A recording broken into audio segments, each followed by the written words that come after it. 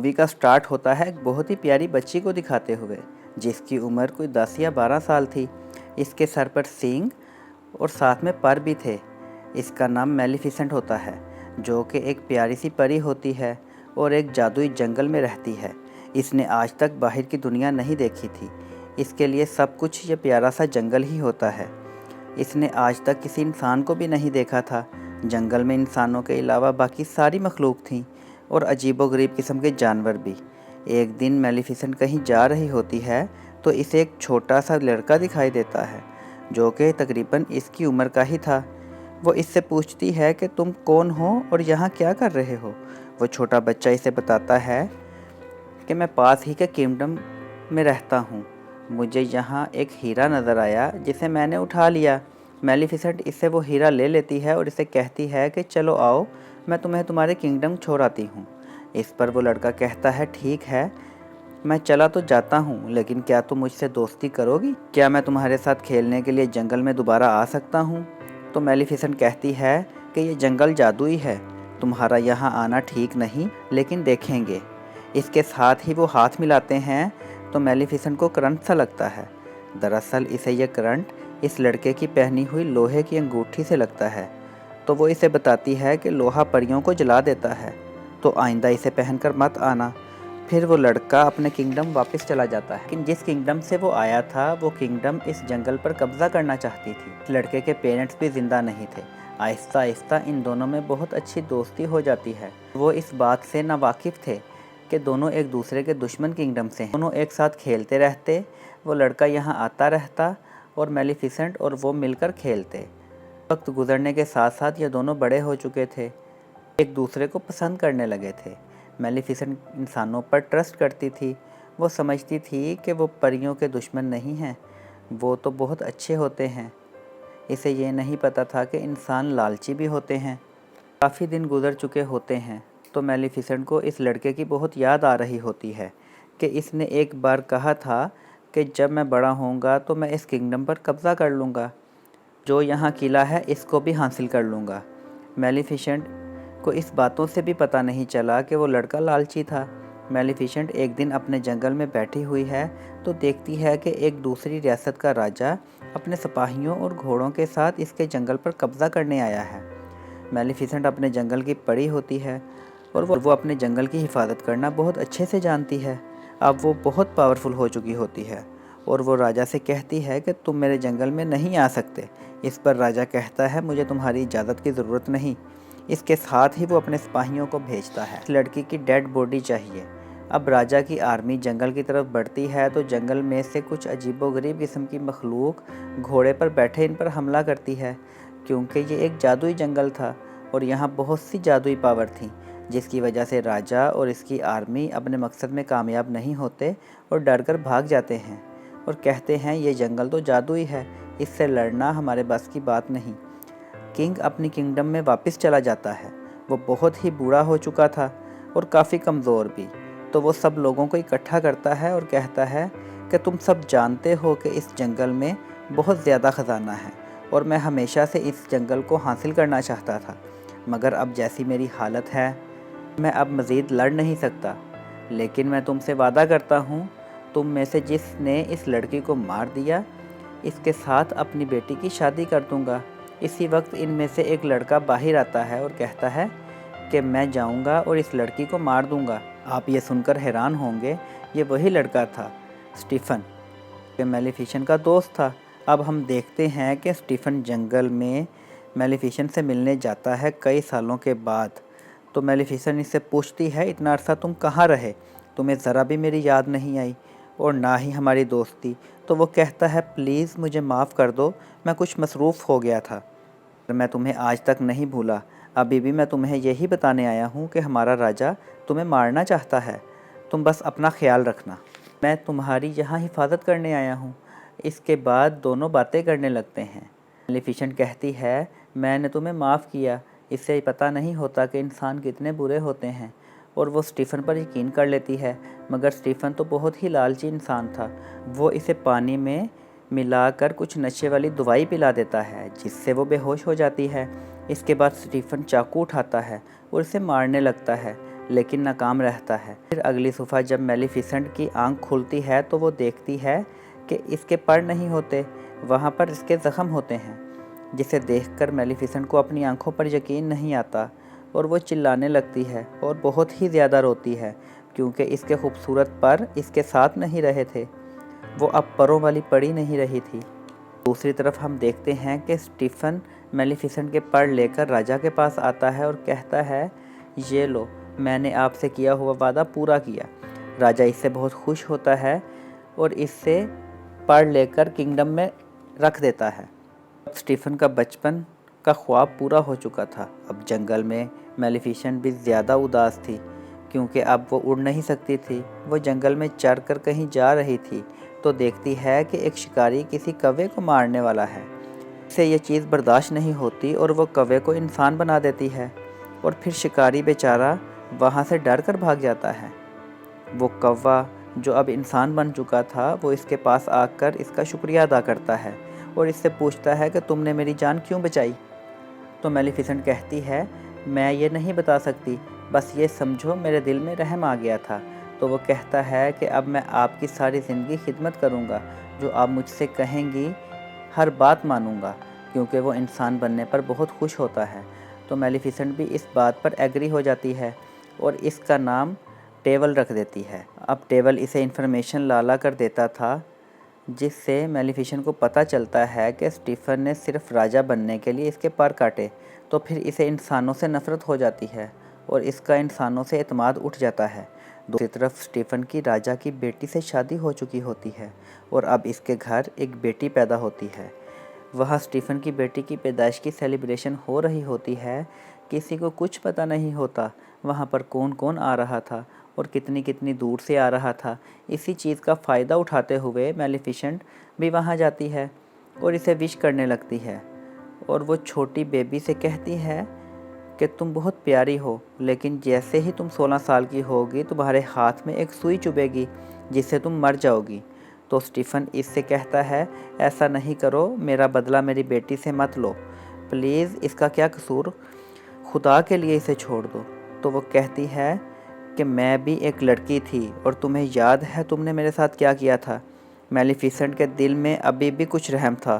तो वो कहती है कि अगर इसको 16 साल तक इसका सच्चा प्यार मिल गया तो इसकी जान बच जाएगी।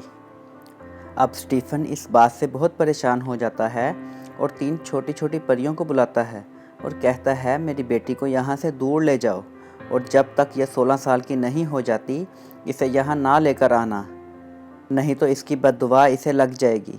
इसके बाद यह जंगल पर हमला करने के लिए निकलता है, मगर वो इसमें कामयाब नहीं होता, क्योंकि तमाम जंगल को मेलिफिसेंट ने अपनी मैजिक पावर से कंट्रोल कर रखा था। फिर हम देखते हैं वो 3 परियां प्रिंसेस को लेकर काफ़ी दूर चले जाती हैं। ये प्रिंसेस वही स्टीफन की बेटी होती है जिसका नाम अरोरा होता है, मगर मेलिफिसेंट को अभी भी इसका मकाम पता था कि वो किस जगह पर रह रही है। वो इसे डराने की कोशिश करती है, लेकिन वो छोटी बच्ची हंसने लगती है। इसका दिल भी बच्ची के लिए सॉफ्ट होने लगता है, क्योंकि मेलिफिसेंट एक अच्छी परी होती है। मगर जो परियां प्रिंसेस अरोरा को देखभाल करने के लिए लाई थीं, वो बहुत ही केयरलेस थीं और मेलिफिसेंट अब अरोरा का ख्याल रखती थी। कभी इसे पहाड़ से गिरने से बचाती तो कभी दरख्त से गिरने से। वक्त के साथ साथ प्रिंसेस अरोरा बड़ी होने लगती है। अब प्रिंसेस पूरे 15 साल की हो गई थी। अब सिर्फ 1 साल रह गया था मेलिफिसेंट की बात को पूरा होने में। ये परियां प्रिंसेस को जिस जगह पर लेकर आई थीं वो एक दूर जंगल में थी, सभी रियासतों से दूर। वहाँ काफ़ी ऊंची ऊंची लकड़ियाँ भी थीं। प्रिंसेस अरोरा ने भी इसके बाहर की दुनिया नहीं देखी थी, जैसे मेलिफिसेंट ने नहीं देखी थी। तो इसको सस्पेंस होता है कि आखिर इसके बाहर क्या है। तो एक दिन वो वहाँ पर जाती है और वहाँ पर देखने लगती है, तो तभी इसे फील होता है यहाँ पर कोई और है। वो आवाज़ देने लगती है, कोई है तो सामने आओ, मुझे आपसे बहुत सवाल पूछने हैं। वहाँ मेलिफिसेंट होती है और वहाँ अरोरा के सामने आ जाती है। तो प्रिंसेस इसे देखकर चिल्लाती है, आप तो वही हैं ना जो मेरा बचपन में ख्याल रखती थी, लेकिन कभी भी मेरे सामने क्यों नहीं आई? आप तो मेरी गॉड मदर है, मैं आपको पहचानती हूँ, और जो आपके पास कौवा है मुझे वो भी बहुत पसंद है। मेलिफिसेंट को इस जवाब की बिल्कुल उम्मीद नहीं होती। वो अंदर ही अंदर से बहुत खुश होती है, क्योंकि वो एक अच्छी परी थी और वो अरोरा से प्यार करने लगी थी। वो नहीं चाहती थी कि जो बद्दुआ इसने इसे दी है वो इसे लगे, और दोनों में बहुत अच्छी दोस्ती हो गई थी। वो बिल्कुल माँ बेटी की तरह रहती थी, खेलती थी और बातें करती थी। जब प्रिंसेस अरोरा सो रही होती तो मेलिफिसेंट अपनी तमाम पावर को इस्तेमाल करके वो बददुआ जो इसने इसे दी थी इसे वापस लेने की कोशिश करती, पर वो नाकाम हो जाती। फिर इसे पता चलता है कि अब बहुत देर हो गई है, इतने साल पहले दिया हुई बददुआ अब वापस नहीं हो सकती, ख़ास तौर पर इस वक्त जब इसे पूरा होने का टाइम हो चुका है। इसी वजह से मेलिफिसेंट बहुत परेशान थी कि इसके 16 साला बर्थडे भी आने वाला था। वो ये दुआ करती है कि जल्द ही इसे अपना सच्चा प्यार मिल जाए ताकि इसकी बददुआ पूरी ना हो सके। फिर हम देखते हैं कि सुबह हो जाती है और जंगल में मेलिफिसेंट और प्रिंसेस अरोरा बातें कर रही होती हैं। प्रिंसेस अरोरा कहती है कि आपके पर कहाँ गए, सारी परियों के तो पर होते हैं। तो मेलिफिसेंट कहती है, मेरे भी पर हुआ करते थे, मगर किसी इंसान ने इसे मुझसे छीन लिया। मैं इनके साथ बहुत खुश थी, मैं आसमानों में बहुत ऊंचा उड़ा करती थी और वो मुझे बहुत याद आते हैं। और वो ये बातें करते हुए रोने लगती है। तो प्रिंसेस इसे चुप करवाती है और कहती है, आप परेशान ना हो, मेरा कल बर्थडे है और कल मैं इजाज़त लेकर आपके पास रहने आ जाऊंगी। मैं अकेली नहीं है, मैं आपके साथ होंगी। लेकिन मेलिफिसेंट जानती थी कि ऐसा नहीं हो सकता, कि जब तक इसे अपना सच्चा प्यार ना मिल जाता, और एक दिन में ऐसा तो नहीं हो सकता। प्रिंसेस घर जा रही होती है तो इसे रास्ते में एक लड़का दिखाई देता है जो बहुत प्यारा था। वो दोनों जैसे ही एक दूसरे को देखते हैं तो एक दूसरे को पसंद करने लगते हैं। फिर प्रिंसेस अपने घर चली जाती है और तीनों परियों से कहती है कि अब मैं यहाँ नहीं रहना चाहती। वो तीनों परियों से कहती है कि अब यहाँ से जाना चाहती हूँ मैं। वो कहना चाहती थी कि मैं यहाँ से दूर मेलिफिसेंट के पास जाना चाहती हूँ, लेकिन परियां समझती हैं कि शायद इसे पता चल गया है कि इसके पेरेंट्स जिंदा हैं और वो इनके पास जाना चाहती है। वो तीनों परियां इसे सारा सच बता देती हैं कि क्या क्या हुआ, और एक बुरी परी है जो आपकी जान लेना चाहती है और इसका नाम मेलिफिसेंट है। ये सब सुनकर प्रिंसेस को यकीन नहीं आता। वो बहुत उदास होकर मेलिफिसेंट के पास जाती है और पूछती है, क्या जो कुछ मैंने सुना वो सच है? तो मेलिफिसेंट इसे प्यार से कहती है कि हाँ, ये सच है। मैंने तुम्हें बददुआ दी थी, मगर अब मेरा दिल बदल चुका है। मैंने ये सब तुम्हारे फादर की वजह से किया। मैं नहीं चाहती कि तुम मर जाओ, मैं तुमसे बहुत प्यार करती हूँ। लेकिन प्रिंसेस काफ़ी हर्ट होती है। वो वहाँ से चली जाती है और सीधा किंगडम की तरफ भागती है और सीधा किंगडम का राजा जो इसके फादर थे के पास जाती है और कहती है, डैड, मैंने आपको बहुत मिस किया। मुझे लगता था कि शायद मैं अकेली हूँ। इसके डैड को बहुत गुस्सा आता है इन तीन परियों पर। वो कहते हैं कि जब मैंने मना किया था और कहा था अरोरा को इसकी 16 साला बर्थडे के बाद लेकर आना, तो पहले क्यों लेकर आई जब बददुआ पूरी होने वाली है। वो अपने लोगों को इसे वापस ले जाने का हुक्म देता है, इसे एक कमरे में बंद कर देता है, इसके आसपास कुछ भी ना पड़ा हो और ना ही कोई कमरे में जाए। और राजा शहज़ादी की बद्दुआ को रोक नहीं सकता था, इसलिए जब शहज़ादी 16 साल की होती है तो वो इस बद्दुआ के असर में खुद ही ऐसी जगह पर चली जाती है जहाँ सुइयाँ और औजार थे जिनकी शेप सुई की तरह की बारीक थी। वो खुद ही एक सुई अपनी उंगली को लगा देती है और बेहोश हो जाती है और गहरी नींद में चली जाती है। बादशाह बहुत परेशान होता है क्योंकि इसकी बेटी एक गहरी नींद में जा चुकी थी और कभी भी उठने वाली नहीं थी। मेलिफिसेंट को बहुत दुख हो रहा होता है। वो इस लड़के को बुलवाती है जो कि इसे इस दिन रास्ते में मिला था। इसे लगता था कि शायद वो एक दूसरे को पसंद करने लगे हों, तो वो इस लड़के को किसी तरह करके अपने साथ वहाँ से ले जाती है जहाँ शहज़ादी सो रही होती है। जब वहाँ पहुँचती है तो देखती है कि कमरे में 3 और परियां होती हैं और इनके साथ किंग भी होता है। परियां इससे कहती हैं कि आप इसके वालिद हैं, आप इसके सर पर प्यार करें, हो सकता है आप ही इसका सच्चा प्यार हों और वो जाग जाए। स्टीफन कहता है, नहीं, मैं कभी किसी का सच्चा प्यार नहीं हो सकता। मैंने मेलिफिसेंट को धोखा दिया है, इसलिए ये सब कुछ हो रहा है। मेलिफिसेंट इस लड़की को लेकर उधर आती है और वो लड़का इस प्रिंसेस के पास जाता है, मगर वो नहीं जागती। मेलिफिसेंट को पता लग जाता है कि वो इसका सच्चा प्यार नहीं। मेलिफिसेंट रोने लगती है और कहती है मैं तुम्हें बहुत याद करूँगी, मुझे तुम्हारी मुस्कुराहट याद आएगी, मैं तुम्हें कभी भी नहीं भुला पाऊँगी। ये कहते हुए मेलिफेंट इसके माथे पर प्यार करती है और वहाँ से जाने लगती है। तभी इसे पीछे से आवाज़ आती है, रुकें गॉडमदर, और ये आवाज़ थी प्रिंसेस की। प्रिंसेस का सच्चा प्यार मेलिफेंट ही होती है, क्योंकि वो इससे दिल से प्यार करती थी। प्रिंसेस मेलिफेंट से कहती है कि मैं आपके साथ जंगल में रहना चाहती हूँ, तो वो इसे लेकर अपने साथ ले जाने लगती हैं। तभी स्टीफन के लोग इस पर जाल डाल देते हैं। वो एक लोहे का जाल होता है जो कि परियों को जला सकता था। मेलिफेंट यहाँ पर बहुत बेबस हो जाती है और वो अपने कौवे को ड्रैगन बना देती है और वो मुंह से आग निकालने लगता है और वहाँ पर मौजूद सारे लोगों को जला देता है। मेलिफेंट आज़ाद हो जाती है तो इसी वक्त वहाँ पर स्टीफन आ जाता है अपने कुछ सिपाहियों के साथ। इसने खुद पर एक लोहे की शील्ड पहनी हुई है ताकि वो मेलिफेंट को हमेशा के लिए मार दे।